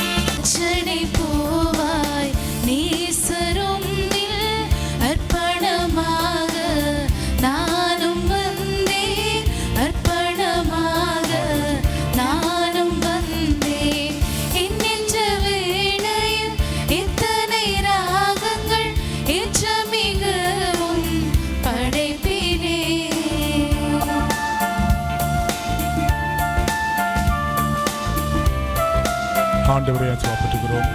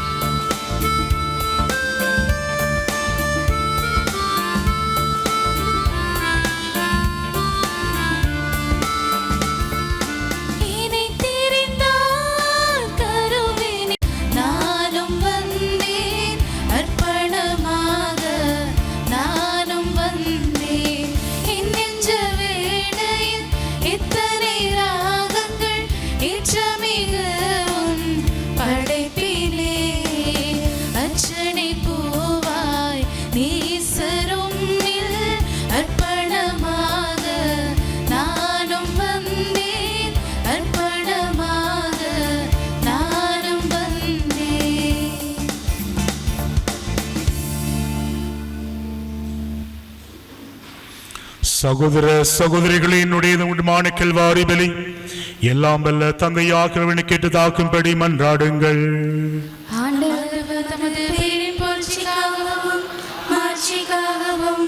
நமது நன்மைக்காகவும் புனித திரு அவையின் அனைத்து நலனுக்காகவும் உமது கையிலிருந்து பலியை ஏற்றுக்கொள்வாராக. ஆண்டவரே, இப்பலி பொருட்களோடும் உம்மக்களின் மன்றாட்டுக்களை ஏற்றருளுமை வேண்டுகிறோம். இவ்வாறு உம்முடைய திருமகனின் தாயான புனித லூர்து அன்னையின் பரிந்துரையால் எந்த ஒரு மன்றாட்டும் புறக்கணிக்கப்படாமலும் எந்த ஒரு வேண்டுதலும் வீணாகாமலும் இருப்பனவாக எங்கள் ஆண்டவராகிய கிறிஸ்து வழியாக உம்மை மன்றாடுகின்றோம். ஆண்டவர் உங்களோடு இருப்பாராக.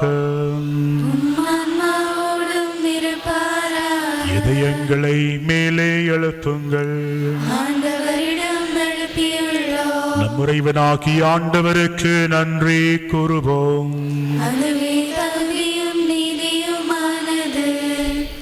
ஆண்டவரே, தூயவரான தந்தையே, என்றும் உள்ள எல்லாம் வல்ல இறைவா,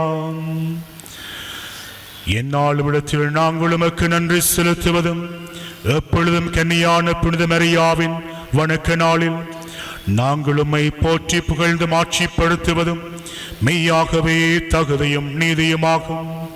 எங்கள் கடமையும் மீட்புக்குரிய செயலுமாகும். தூயாவின் நிழட்டதால் அந்த உம்முடைய ஒரே மகனை கருத்தாங்கி தமது கன்னிமையின் மாட்சியில் நிலைத்து நின்று நிலையான ஒளியாகி எங்கள் ஆண்டவர் இயேசு கிறிஸ்துவை உலகிற்கு அளித்தார். அவர் வழியாகவே உமது மாண்பை வானதுதர் புகழுகின்றனர். தலைமை தாங்குவோர் உம்மை வழிபடுகின்றனர். அதிகாரம் செலுத்துவோர் உம் திருமுன் நடுங்குகின்றனர். வாணிங்களும் அவற்றுள்ள ஆற்றல்களும் சேராபின்களும் அக்களித்து கொண்டாடுகின்றனர். அவர்களோடு எங்கள் குரலையும் சேர்த்து கொள்ளுமாறு நாங்கள் உம்மை தாழ்மையுடன் இறைஞ்சி புகழ்ந்து பாடி சொல்வதாவது: தூயவர் தூயவர் தூயவர், வான்படைகளின் கடவுளாம் ஆண்டவர், விண்ணகமும் மன்னகமும் உமது மாட்சியால் நிறைந்துள்ளன. உன்னதங்களிலே ஓசானா. ஆண்டவர் பேரால் வருகிறவர், ஆசீர் பெற்றவர், உன்னதங்களிலே ஓசானா.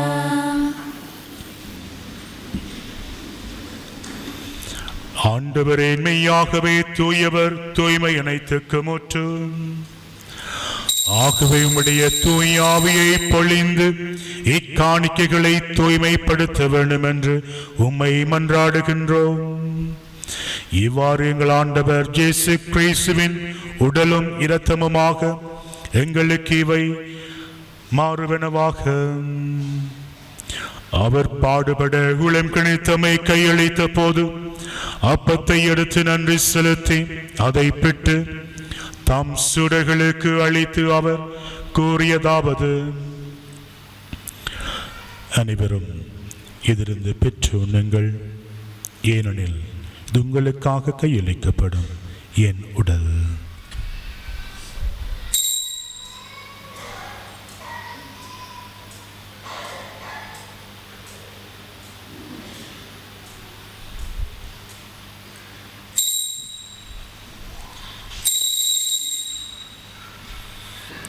அவ்வண்ணமே இரவு விருந்தை அருந்திய பின் கிண்ணத்தை எடுத்து மீண்டும் உமக்கு நன்றி கூறி தம் சீடர்களுக்கு அளித்து அவர் கூறியதாவது: அனைவரும் இதிலிருந்து பெற்று பருகுங்கள், எனது புதிய நிலையான உடன்படிக்கைக்குரிய இரத்தத்தின் கிண்ணம். இது பாவமன்னிப்புக்கு உங்களுக்காகவும் பலருக்காகவும் சிந்தப்படும். இதை என் நினைவாக செய்யுங்கள்.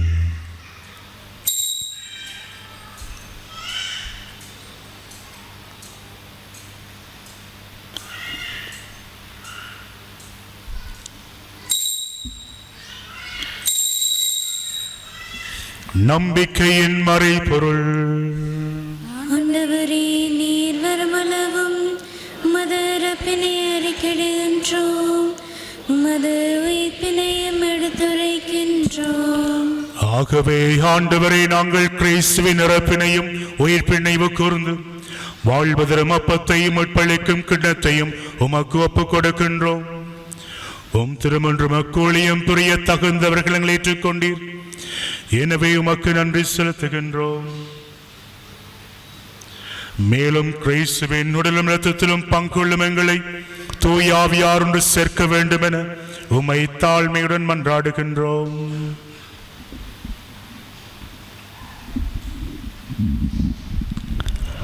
ஆண்டவரே, உலகெங்கும் பரவி இருக்கும் அது திரு அவையை நினைவு கூர்ந்தருளும்.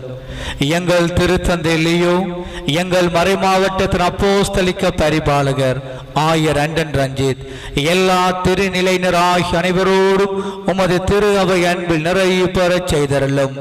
எங்களை அன்பு செய்து வருகின்ற ஆண்டவரே, இன்றைய நவநாளை சிறப்பிக்கின்ற புனித பற்றிமா மாத வட்டார இறை குடும்பங்கள், இங்கு குழுமியிருக்கின்ற ஏனைய குடும்பங்கள் ஒவ்வொன்றையும் நிறைவாக ஆசீர்வதிக்கவும். குடும்ப வாழ்க்கையில் இருக்கின்ற சொல்ல முடியாத வேதனைகள், பகிர முடியாத கஷ்டங்கள், தீராத நோய் நொடி, கடந்துள்ள எல்லாவற்றையும் தீர்த்து இந்த பங்கிலே இருக்கின்ற எங்களுடைய மறைமாவட்டத்துக்கு ஏனைய குடும்பங்கள் ஒவ்வொன்றையும் தொடர்ந்து கரம் பிடித்து வழிநடத்தி செல்ல வேண்டும் என்றும் இந்த நேரத்தில் உம்முடன் ஜெபம் கேட்டு நிற்கின்றோம்.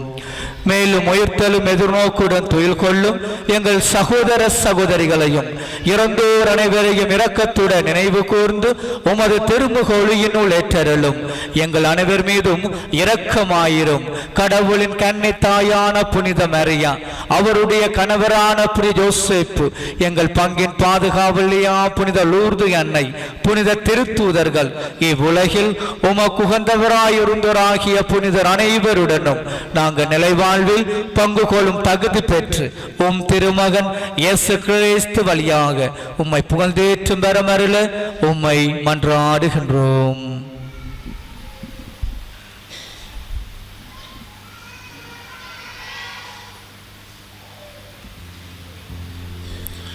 இவர் வழியாக இவரோடு இவரில் எல்லாம் வல்ல இறைவனாகிய தந்தையே, தூயாவியாரின் ஒன்றிப்பில் எல்லா புகழும் ஆட்சியும் என்றென்றும் உமக்கு உரியதே.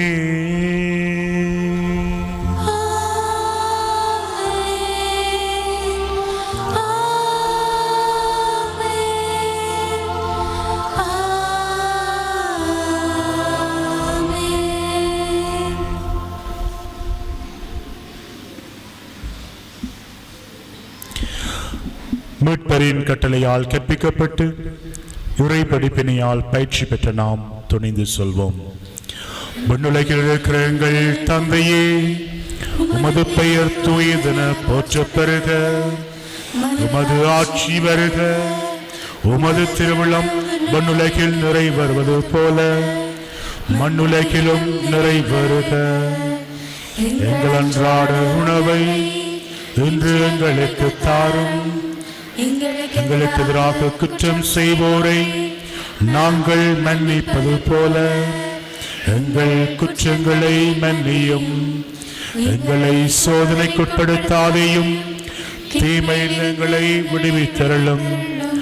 ஆண்டவரை, தீமை அனைத்திருந்தும் எங்களை விடுவித்து எங்கள் வாழ்நாளில் அமைதியை கருடன் என்றாடுகின்றோம். உமதற்கு உதவியால் நாங்கள் பாவத்தில் இருந்த பொழுதும் விடுதலை பெற்று யாதொரு கிழக்குமில்லமாயிருப்போமாக.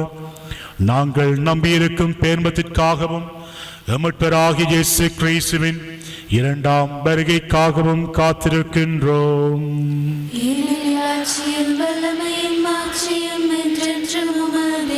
ஆண்டவரே இயேசு கிறிஸ்துவை அமைதி உங்களுக்கு விட்டுச் செல்கிறேன்.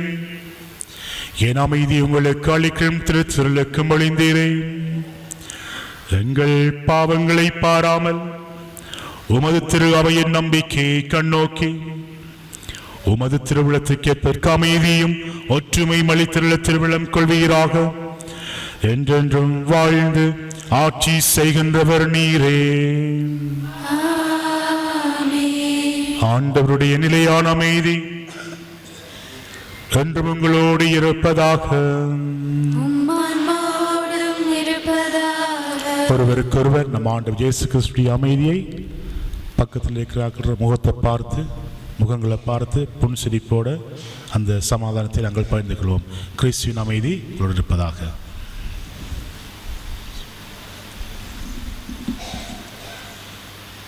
உலகின் பாவங்களை போக்கும் இறைவனின் செம்மறியே, எங்கள் மேல் இரக்கமாயிரும். உலகின் பாவங்களை போக்கும் இறைவனின் செம்மறியே, எங்கள் மேல் இரக்கமாயிரும். உலகின் பாவங்களை போக்கும் இறைவனின் செம்மறியே, எங்களுக்கு அமைதியை அளித்தருளும்.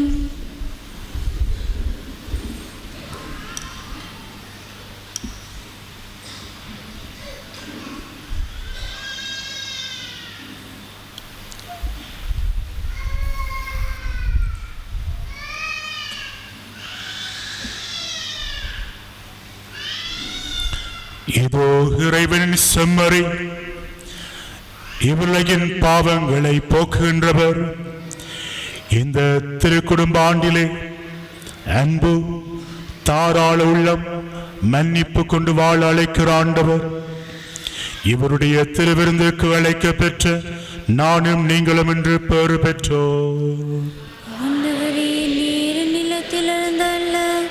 நான் தகுதியற்றவன், ஆனால் ஒரு வார்த்தை மட்டும் சொல்லியருளும், எனது ஆன்மா நலமடையும். கிறிஸ்துவின் திருடன் எங்களை காத்து நித்திய வாழ்வளிப்பதாக. ஆமென்.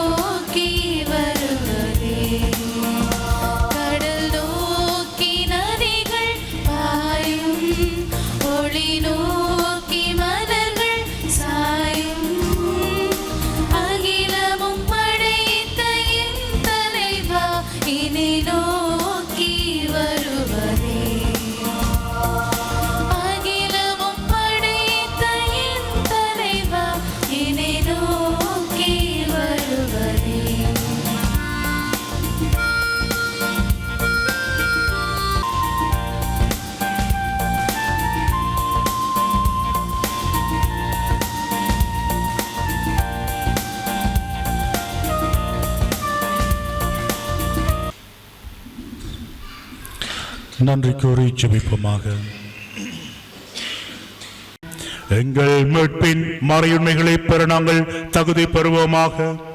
எங்கள் ஆண்டவராகிய கிறிஸ்து வழியாக உம்மை மன்றாடுகின்றோம். நிறைய விஷயங்கள்லாம் சொல்லி கொண்டு போனார். அவரை பற்றி ஒன்று சொல்லுவேன். நல்ல தம்பி. ஆண்டவர் உங்களோடு இருப்பாராக.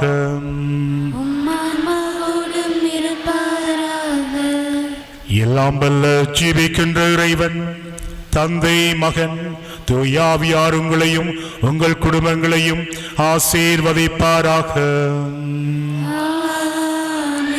அன்பு பணிபுரிய சென்று வாருங்கள். வாழ்க்கையில் திருப்பலி தொடர்கின்றது.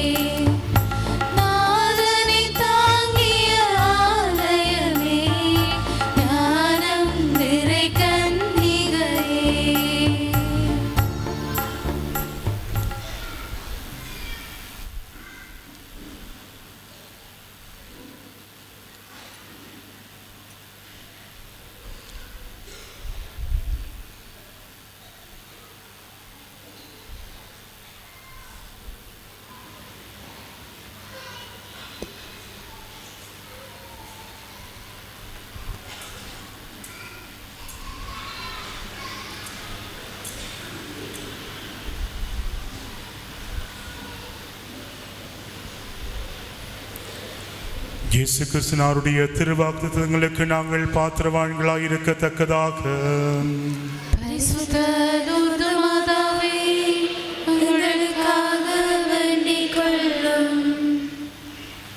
மன்றாடுவோமாக.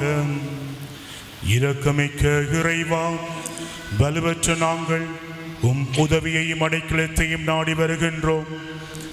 பிறப்பு முதலே மாசின்றியுமால் காக்கப்பட்ட தூய லூர்தன்னையின் மன்றாட்டால் நாங்கள் உடல் உள்ள ஆன்ம நலம் பெற்று உமக்கு வந்த பிள்ளைகளாய் வாழருள் தாரும். இந்த மன்றாட்டுக்களில் நாங்கள் ஆண்டவராகிய கிறிஸ்து வழியாக உம்மை மன்றாடுகின்றோம். அருள் நிறைந்த மரியே வாழ்க, ஆண்டவர் உம்முடனே, பெண்களுள் ஆசை பெற்றவர் நீரே. உம்முடைய திருவயிற்றின் கனியுமான இயேசுவும் ஆசை பெற்றவரே.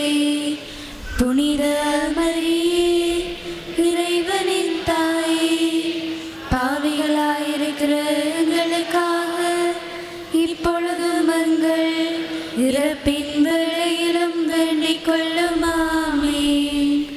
அருள் நிறைந்த மரியே வாழ்க, ஆண்டவர் உம்முடனே, பெண்களுள் ஆசை பெற்றவர் நீரே. உம்முடைய திருவயிற்றின் திருவயிற்றின் கனியுமான இயேசுவும் ஆசி பெற்றவரே. புனித மரியே, இறைவனின் தாயே, பாவிகளாயிருக்கிற எங்களுக்காக இப்பொழுதும் எங்கள் இறப்பின் வேளையிலும் வேண்டிக் கொள்ளும். ஆமென். அருள் நிறைந்த மரியே வாழ்க, ஆண்டவர் உடனே, பெண்களுள் ஆசி பெற்றவர் நீரே. உம்முடைய திருவயிற்றின் கனியுமான இயேசுவும் ஆசி பெற்றவரே. புனித மரியே, இறைவனின் தாயே, பாவிகளாயிருக்கிற எங்களுக்காக இப்பொழுதும் எங்கள் இறப்பின் வேளையிலும் வேண்டிக் கொள்ளும். ஆமென்.